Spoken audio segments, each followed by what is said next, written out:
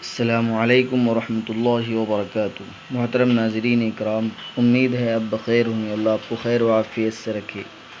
ناظرین، آج ہم بات کریں گے 5 کاموں کے جلد کرنے کے متعلق۔ ویسے تو جلد بازی شیطان کی طرف سے ہے، جو شخص جلد بازی میں کام کرتا ہے وہ شیطان کی طرف سے کرتا ہے، لیکن ان 5 چیزوں میں جلد بازی کرنی چاہیے، جلدی سے کرنا چاہیے۔ وہ 5 چیزیں کیا ہے؟ نمبر 1، جب ہمارے گھر مہمان آ جائے تو اس کو کھانا کھلانے میں جلدی کرنا چاہیے۔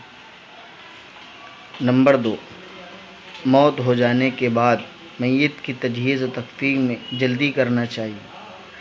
نمبر 3، لڑکی جب بالغ ہو جائے تو اس کی شادی کرانے میں جلدی کرنا چاہیے۔ نمبر 4، جب قرض کا وقت آ پہنچے تو قرض کی ادائیگی میں جلدی کرنا چاہیے۔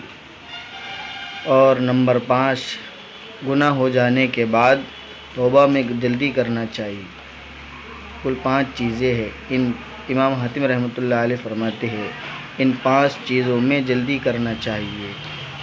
والسلام علیکم ورحمۃ اللہ وبرکاتہ۔